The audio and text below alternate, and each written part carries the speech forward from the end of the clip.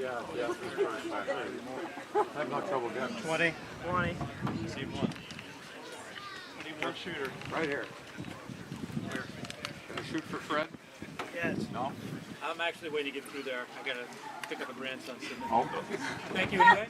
If I had my bow, I would. I left it at the car. We need one shooter. Anybody want to shoot? My husband would be honored to be in on this. Derek, we need a shooter. I'm done. I noticed he did not miss it. Oh no, he absolutely loved the Asbell. He'd be honored to be up here with us. I'll set this all up for you. Go ahead. We'll line up on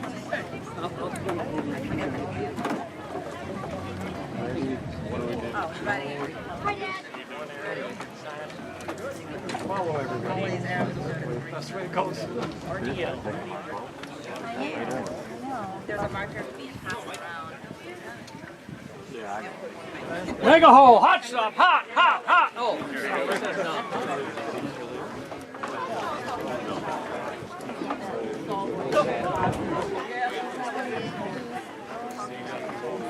he's got one. What was that? So guys, that's what I suspected. At some point after we're done, we can get you guys that are involved in this just to sign your name and stuff on here. I'll keep it right there.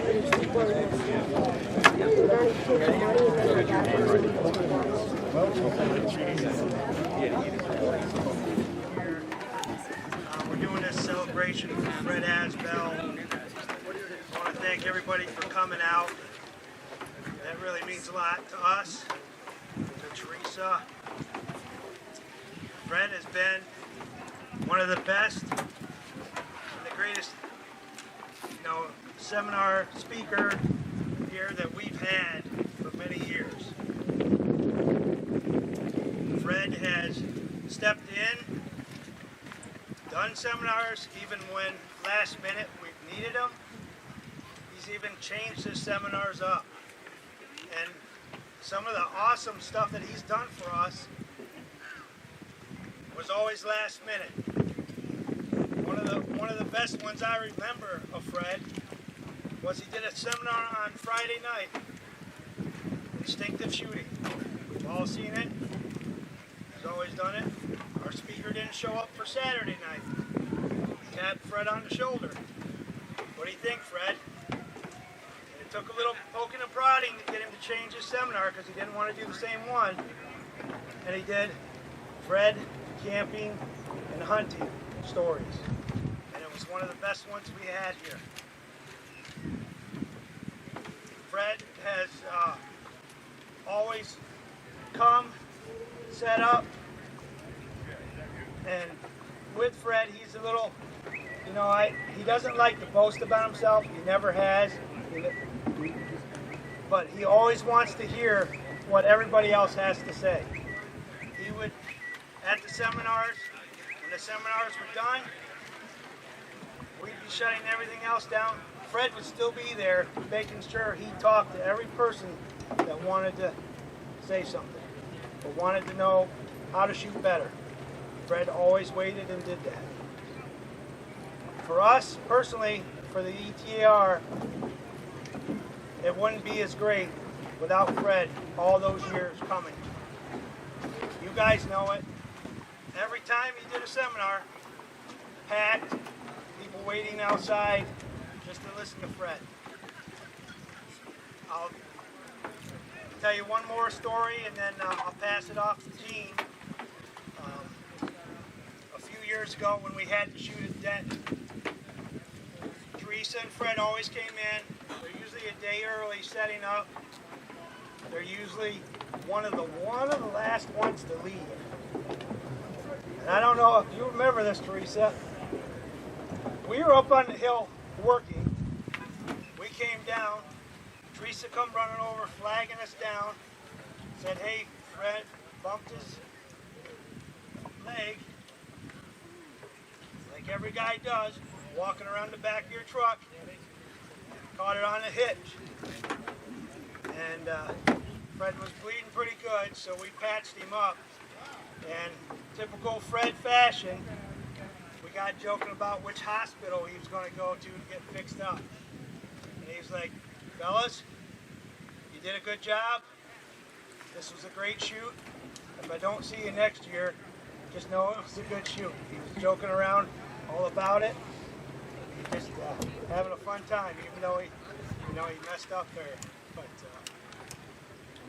I just want to, say we love what Fred has done for us. We'll never forget it. And he's truly a legend. Traditional archery is going to miss him. We're always going to remember him. But he is one of the best. That's all I have. Steve, you want to come up and Gene Hopkins is going to come over and speak some. They said hold it closer. All right, I want to thank everybody for coming.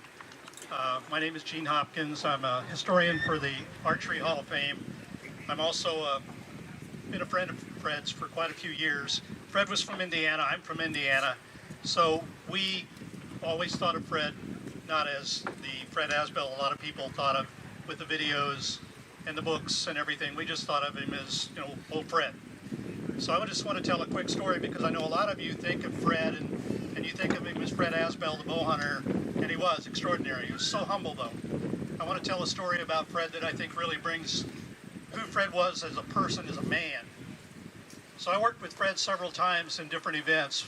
One of those events was when he was president of the Pope and Young Club back in the 1990s.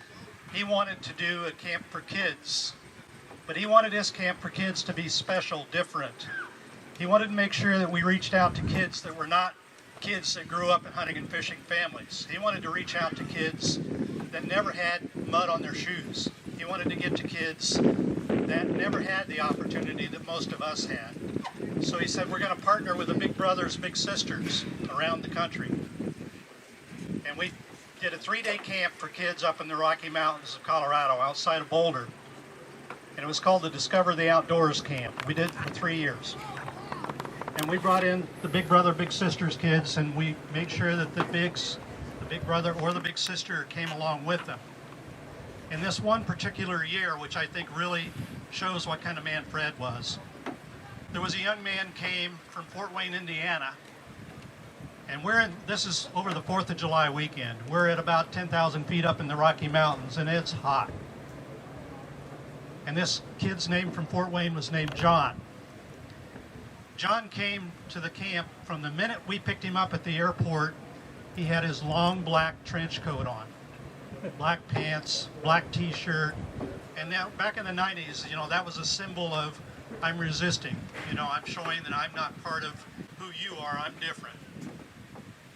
Fred talked to John and he said, John, don't you think it's a little hot for that coat? And John looked at him and said, no, I'm okay. And that was John's armor. So what John was saying was, this is my armor. My life has not been easy. This is my protection from the world. This coat is my armor. So Fred didn't say anything. 3 days we spent in the Rocky Mountains. It was hot. John never took his coat off. We went climbing, we went hiking, we went fly fishing, we shot our bows and arrows, we did treasure hunts up in the mountains. John never took his coat off all day long. The last morning, Sunday morning, we're going to go back to the airport. John walks out of the cabin.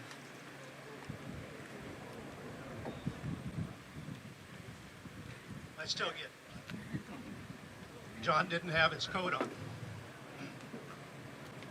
Fred was standing next to me, and Fred looks over at John and said, John, where's your coat? John looked Fred straight in the eyeball, and he said, I don't need it anymore. And Fred just smiled, that smile, I'll never forget how big that smile was. And when he smiled, his eyes smiled too. That was the man Fred Asbell was. And that's the man I think we all want to remember. His books, his videos, but the person, the man, Fred Asbell. Thanks, Teresa, for sharing him with us all those years. We're always there with you. We'll always be there with you. And everyone here, think of Fred tonight. Keep his spirit alive. Thank you.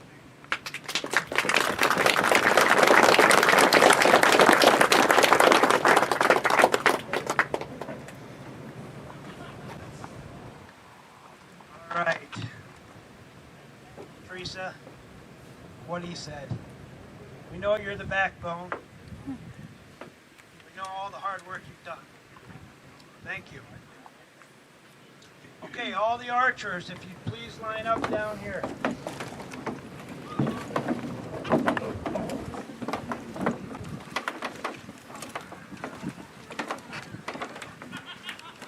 I'm sure most of you know, Fred was in the military, in the Navy for 12 years.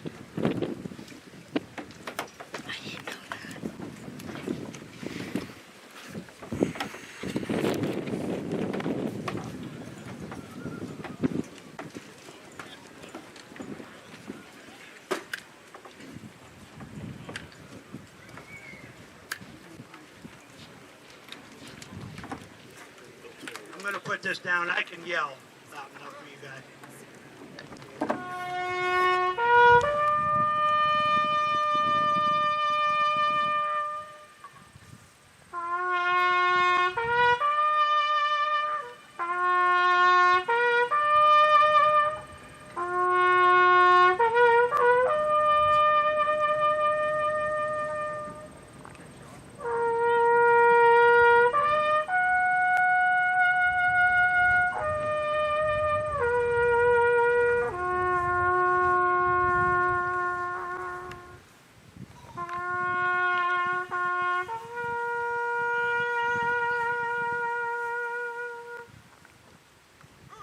Archers, ready?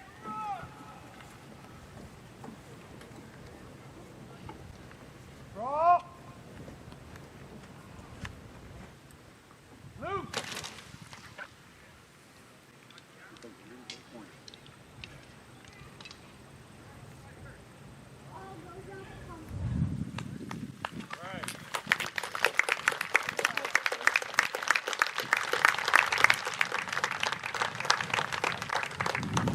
Thank you, everyone. We will be collecting these arrows and giving them to Teresa. There's also